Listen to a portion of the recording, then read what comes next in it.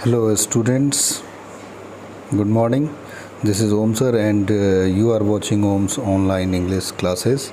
Students, हम लोग Indian civilisation and culture जो पहला चैप्टर था रेनबो पार्ट 2 का, वो हम सभी ने पढ़ा है और संभवतः आप सबों ने जो है वो अच्छे से इसे समझा भी होगा।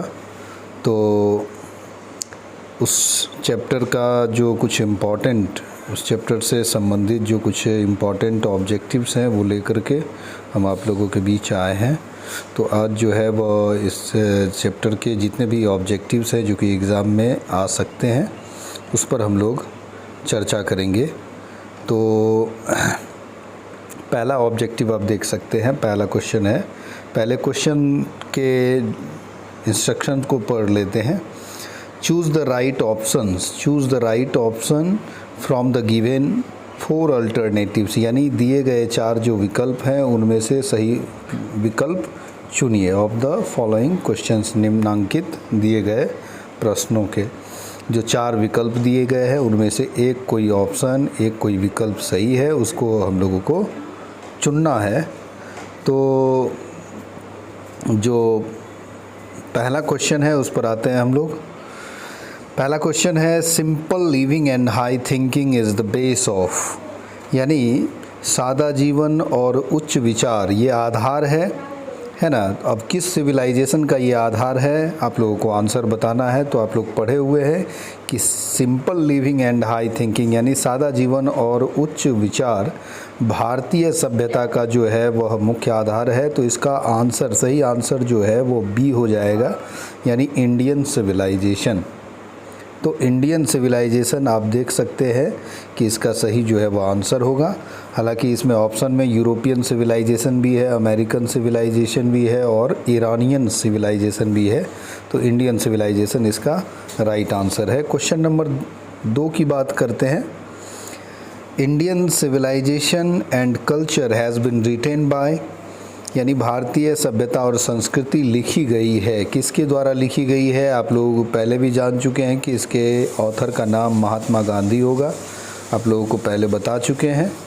तो 2 नंबर यानी कि सेकंड नंबर का जो क्वेश्चन है उसका ऑप्शन बी जो है वो राइट आंसर होगा।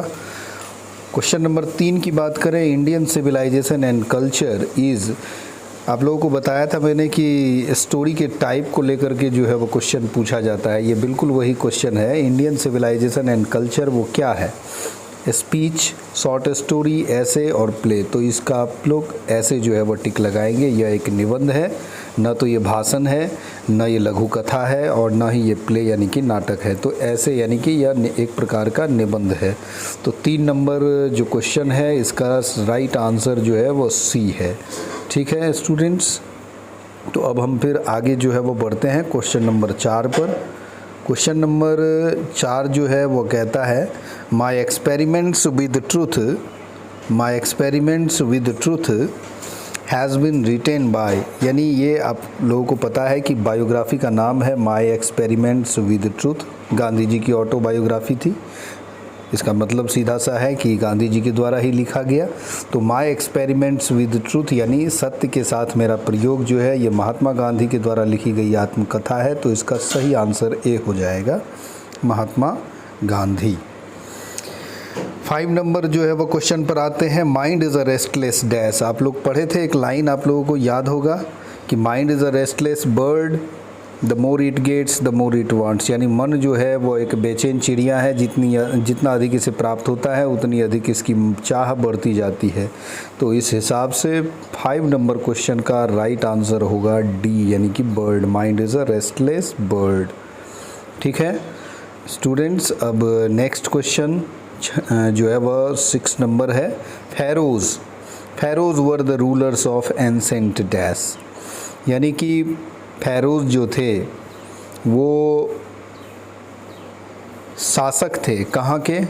तो प्राचीन भारत के या प्राचीन रसिया यानी रूस के या फिर चाइना के या फिर इजिप्ट यानी कि मिस्र के। आप लोगों को स्टोरी में बताया था मैंने कि मिस्र के जो शासक थे या राजा थे उनको जो है वह फेरोज़ कहा जाता था। तो इसलिए इसका डी नंबर जो है वो राइट आंसर होगा तो इजिप्ट जो है वह इसका सही आंसर है। Feroz were the rulers of ancient Egypt. ठीक है स्टूडेंट्स, अब 7वें नंबर जो है वो क्वेश्चन पर हम लोग चलेंगे। 7वां नंबर क्वेश्चन जो है वो कहता है modern civilisation is the worship of. Modern civilisation is the worship of, यानी आधुनिक सभ्यता जो है वो किस चीज़ की पूजा है, किस बात की पूजा है। तो हम सभी जानते हैं कि आधुनिक सभ्यता जो है उसको कहा गया है मैटेरियलिटी, यानी कि भौतिकवाद की पूजा है। आधुनिक सभ्यता को बुक में हम लोगों ने पढ़ा है, याद होगा आप लोगों को, कि भौतिकता की पूजा जो है वह मॉडर्न सिविलाइजेशन कहलाता है। तो modern civilisation is the worship of materiality हो जाएगा, तो इसलिए डी नंबर जो है वो इसका राइट आंसर होगा। हालांकि इसमें मॉरलिटी यानी नैतिकता भी दिया हुआ है, गॉड भी दिया हुआ है, आइडोल्स यानी कि मूर्ति भी दिया हुआ है। तो इसलिए न तो ये मूर्ति पूजा है, ना ये ईश्वर पूजा है, ना ये नैतिकता की पूजा है, बल्कि ये भौतिकवाद की पूजा है। 8वां क्वेश्चन कहता है India's glory is that it is. India की जो गरिमा है वो क्या है। इंडिया की गरिमा आप लोग पढ़े थे कि India's glory is that it is immovable, यानी भारतीय सभ्यता की जो गरिमा है या भारत की जो गरिमा है वो ये है कि इसकी सभ्यता जो है वो इमूवेबल है, अडिग है। ठीक है, तो इसका ए नंबर आंसर हो जाएगा। हालांकि मूवेबल भी ऑप्शन में है, यानी कि जो मतलब मूव कर सकता है, यानी जो कह सकते हैं कि मतलब मूव कर सकता है, यानी कि भारत की गरिमा जो है वह हिल डुल सकती है, यानी कि समाप्त हो सकती है, ऐसा नहीं है, मूवेबल नहीं है या इमूवेबल है। तो एंसेंट भी कुछ लोगों के मन में आ सकता है कि प्राचीन है, मतलब भारत की सभ्यता जो है वह प्राचीन है, ऐसा नहीं है। India's glory is that it is immovable. ठीक है, 9वां क्वेश्चन कहता है our forefather did not invent machinery because. हमारे जो पूर्वज थे वो मैशिनरी इन्वेंट नहीं किए, क्योंकि हमारे पूर्वज मैशिनरी इन्वेंट क्यों नहीं किए थे। आप लोग पढ़े हुए थे, ऐसा नहीं था कि उन्हें जो है वह इन्वेंट करना नहीं आता था, बल्कि उनका मानना था कि हमें अपने हाथ पैरों का सही इस्तेमाल करना चाहिए, क्योंकि अगर हम इन सब चीज़ों के पीछे अपना दिल लगाएंगे तो हम इसके गुलाम बन जाएंगे। तो इसलिए our forefather did not invent machinery because पहला ऑप्शन है this would have made us proud, ये हमें अहंकारी बना देता। बिल्कुल नहीं, ये ऑप्शन बिल्कुल भी नहीं होगा। दूसरा है this would have made us lazy, ये हमें आलसी बना देता। तो this would have made us ignorant भी है और this would have made us ill भी है। तो इसमें लेजी हो जाएगा, यानी कि हम जो है वो मतलब आलसी हो जाते, यानी अपने हाथ पैरों का इस्तेमाल नहीं कर पाते। This would have made us lazy हो जाएगा। अगर हम मशीनरी का इन्वेंशन करने पर ध्यान देंगे, मशीनों से ही सारे काम लेंगे, तो हम आलसी हो जाएंगे, ये हमें आलसी बना देते। तो इसलिए इसका सही आंसर जो है वो बी हो जाएगा, है ना। बी नंबर इसका राइट आंसर होगा। तो बी नंबर पर जो है वो टिक लगाते हैं। This would have made us lazy, ये हमें क्या बना दिए होते, आलसी बना दिए होते। इसलिए हाथों और पैरों के इस्तेमाल पर ज़्यादा जोर देने के लिए हमारे पूर्वजों ने कहा था। उसके बाद जो अगला क्वेश्चन है वो 10वां क्वेश्चन है western civilisation has the tendency to privilege, यानी पश्चिमी सभ्यता की जो प्रवृत्ति है वो विशेषाधिकार देने की, यानी कह सकते हैं प्रिविलेज करने की, ज़्यादा तवज्जो देने की। किस बात को, वेस्टर्न सिविलाइजेशन किस बात को ज़्यादा तवज्जो देती है। एक है ऑप्शन मैटेरियलिटी यानी कि भौतिकवाद को, एक है मॉरलिटी यानी नैतिकता को, एक है गुड कंडक्ट अच्छे व्यवहार को, और पॉवर्टी यानी गरीबी। तो इसमें आप जानते हैं कि पश्चिमी सभ्यता की जो टेंडेंसी है वो है मैटेरियलिटी को बढ़ावा देने की, भौतिकवाद को, जबकि इंडियन सिविलाइजेशन जो है वो मॉरलिटी को देता है। तो इसलिए इस पर ध्यान रखेंगे, ए नंबर इसका आंसर होगा।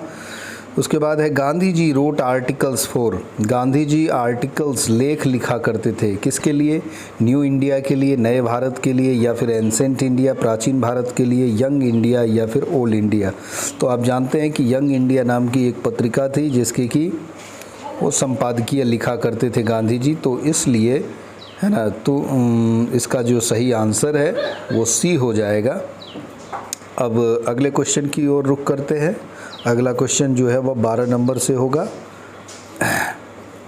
12 नंबर के क्वेश्चन में है कि Gandhi ji was born in and died in, यानी कि गांधी जी कब पैदा हुए और कब जो है वह मरे, ये साल जो है वह पूछा जा रहा है। आप लोगों को बताया था कि 1869 में, सभी जानते होंगे कि 2 अक्टूबर 1869 को उनका जन्म हुआ था। तो जन्म का साल तो 1869 हुआ और 30 जनवरी 1948 को उनकी हत्या हुई थी। तो सी नंबर ऑप्शन जो है वह राइट आंसर होगा। 13 नंबर क्वेश्चन देखिए, who is popularly known as the father of the nation, कौन जो है वह लोकप्रिय रूप से फादर ऑफ द नेशन के रूप में जाने जाते हैं। तो इसमें गांधी जी नो डाउट जो है वह इसका पहला जो है वह ऑप्शन सही है। उसके बाद 14th नंबर जो क्वेश्चन है, the Gujarati equivalent for civilisation means, यानी गुजराती में जो समतुल्य एक शब्द है सिविलाइजेशन का, उसका अर्थ क्या है। गुजराती में समतुल्य अर्थ जो है वह सिविलाइजेशन का गुड कंडक्ट आप लोग पढ़े थे, तो इसलिए ए नंबर जो है वह इसका राइट आंसर होगा, गुड कंडक्ट। अच्छे व्यवहार को ही जो है वह गुजराती में सिविलाइजेशन यानी कि सभ्यता कहा गया है। और 15 नंबर जो क्वेश्चन है, आवर एंसेस्टर्स डिस्यूडेड अस, यानी हमारे जो पूर्वज थे वो हमें मना करते थे फ्रॉम लग्जरीज़, यानी कि भोग विलास से जो है वह दूर रहने को कहा था हमारे पूर्वजों ने। तो इसलिए इसका जो राइट आंसर है वो लग्जरीज़ ये हो जाएगा, ना तो मोरालिटी होगा, ना हाई थिंकिंग और ना ही वेस्टर्न पीपल। 16th नंबर क्वेश्चन जो है वह हम लोग देखेंगे। 16वें क्वेश्चन में कहा गया है आवर सिविलाइजेशन डिपेंड्स ऑपन, यानी हमारी जो सभ्यता है, आवर सिविलाइजेशन डिपेंड्स ऑपन, यानी हमारी सभ्यता निर्भर करती है। निर्भर करती है किस बात पर, मल्टीप्लाइंग वांट्स, यानी इच्छाओं के वृद्धि पर, गुणन पर, बिल्कुल नहीं। मल्टीप्लाइंग पीपल, लोगों की वृद्धि यानी कि लोगों की संख्या की वृद्धि, तो ये भी सही आंसर नहीं होगा। रिस्ट्रिक्टिंग वांट्स हो जाएगा, यानी कि इच्छाओं के दमन पर, इच्छाओं के निषेध पर हमारी सभ्यता निर्भर करती है। 16 नंबर तक आप लोग संभवतः जो है वह अच्छे तरीके से समझ गए होंगे। अब 17वें जो है वह यानी कि 17th नंबर के ऑब्जेक्टिव्स की बात करेंगे। Indian civilisation is based on a belief, हम लोग जानते हैं कि भारतीय सभ्यता जो है वह ईश्वर पर विश्वास पर आधारित है, यानी ईश्वर में विश्वास पर आधारित है, इसलिए इसका जो है वह सही आंसर जो है वह गॉड हो जाएगा। मैसिनरी नहीं होगा, वर्क नहीं होगा, ना ही मनी होगा। European civilisation is suited for, European सभ्यता जो है वह किसके लिए उपयुक्त है, यूरोपीय लोगों के लिए। आप पढ़ चुके हैं कि जो यूरोपीय सभ्यता है वो यूरोपीय लोगों के लिए उपयुक्त है और जो भारतीय सभ्यता है वो भारतीय लोगों के लिए। तो इसलिए इसका सी नंबर जो है वह राइट आंसर होगा 18 का।